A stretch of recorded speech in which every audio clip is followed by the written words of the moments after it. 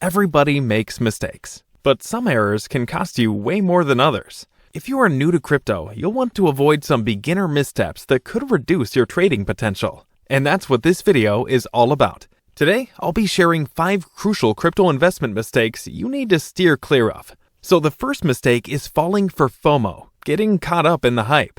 Almost anyone can tell you the most basic investment advice is to buy low and sell high, right? Unfortunately, it's more common for investors not to do that. A lot of people end up doing exactly the opposite. I'm sure it sounds strange. Who in their right mind would do that?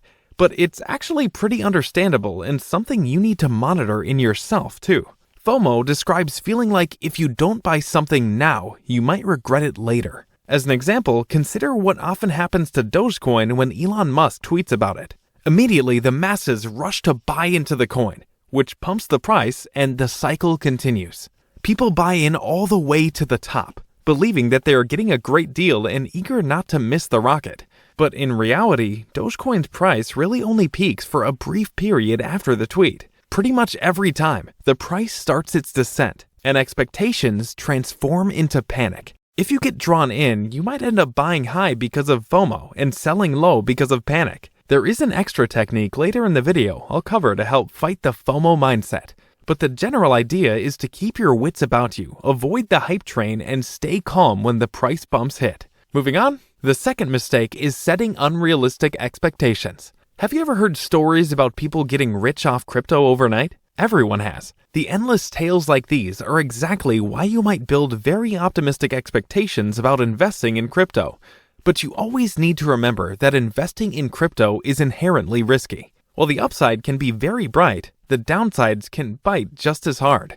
Walking into marketplaces expecting overnight results can affect your behavior in a destructive way.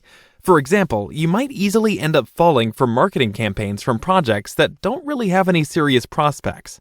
Or you might also start overtly accepting unreasonable risks, even going as far as to leverage assets to chase additional gains. It's crucial that you come back down to earth. And by the way, if you're enjoying the video so far, don't forget to smash the thumbs up button and subscribe to the channel. Always go in with a plan when you invest, providing a way to resist your baser instincts and stopping you from giving in to bad decisions. But what does that plan look like? So instead of trying to time the market, take a less risky approach. A lot of beginners hit the markets believing they have the magic formula. Just trade in the same direction as the line, right? But you're not the only one who thinks that. You end up trying to time the market, scrambling to get in on the lows and sell on the highs. Now, it doesn't always land you in a hole, but it's far from the safest method and certainly not the most sustainable way to go about investing in crypto. Trying to keep things going that way, you end up forever looking over your shoulder, waiting for when the market starts to dip.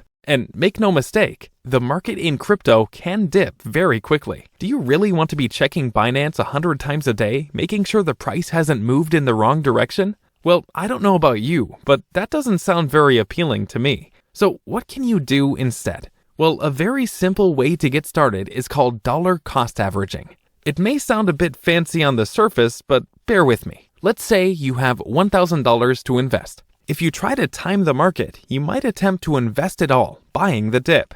It may pan out, but if it doesn't go the right way, it's a game over for your recovery. The better way to do it would be to split up the $1,000. Let's say into 10 $100 investments. You invest $100 once every 3 days, no matter where the price is going. In this way, you are hedging against the volatility risk by investing at 10 different price points. If your target asset dips after the first investment but returns around the second investment, the curve is a lot smoother. It's a much simpler and safer way to balance out your performance. Of course, while dollar cost averaging can bring down potential rewards, the key is that it also brings down your risk. And if you're a beginner, managing your risk is one of the earliest lessons you need to hammer home. As you get more experienced, you can swim a bit deeper and play a riskier hand for potentially bigger rewards or losses. But even the veterans limit their losses. Set investment boundaries. If you can afford to lose no more than $1,000, don't invest any more than that. Never bet the house on crypto unless you're fine with losing it. But how do you really decide which cryptocurrencies to invest in? The next point is don't skip on doing your own research. One of the biggest targets that crypto projects often have on their backs is that they lack actual value. Just ask Warren Buffett, he'll tell you. He often criticized cryptocurrencies for lacking intrinsic value. But to be honest, these days, there are plenty of projects with utility out there. For instance, there's Ripple, which works with financial institutions to make international payments faster and more secure. That could really make things easier for people across the globe, couldn't it? In this sense, it gives the project intrinsic value, beyond just investment hype. On the flip side, though, there are endless projects that offer only hype. Many meme coins, or in fact most of them, could fall into this category. If you go into a meme coin investment understanding what it is you are buying, that's fair enough. But other projects may not be as obvious. Sometimes platforms pump up the appearance of utility, making promises for the future when really the premise doesn't make much sense. So when you are looking to invest in a new project, don't just follow the hype. Instead, look at it objectively for yourself, especially when it's a new coin undergoing a pre-sale or ICO.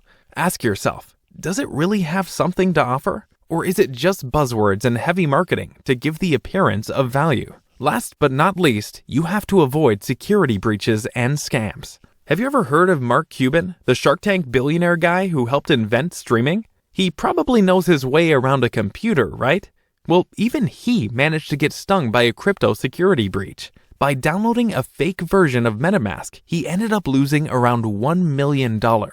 Now, you could apply the same rule when doing anything on the internet, but it's especially true on crypto. Glue yourself to trusted platforms. This includes steps like bookmarking the platforms you use often to make sure you don't enter them incorrectly by hand, and never clicking on links you do not trust. Not to mention the golden rule, keep your wallet seed phrases strictly to yourself. There are also antivirus options out there specifically for the crypto realm, like Web3 antivirus. Think of this app as the Avast for crypto. Another app you might find very useful could be D.Fi. Besides being an antivirus app, it can also translate smart contracts from programming gibberish to human-readable text. This can really help you step through where funds are going and make sure there aren't any pitfalls along the way. Another aspect to watch out for is how much access you give sites to your wallet. When you buy or sell NFTs through OpenSea, for example, you have to give permission for the site to be able to transact using your wallet. The trouble is, if you don't revoke this access later on, you could remain exposed for quite a while. Luckily, you can use an app like revoke.cash to remove any permissions you do not want to give particular sites. It makes the access temporary, which is much safer in the long run.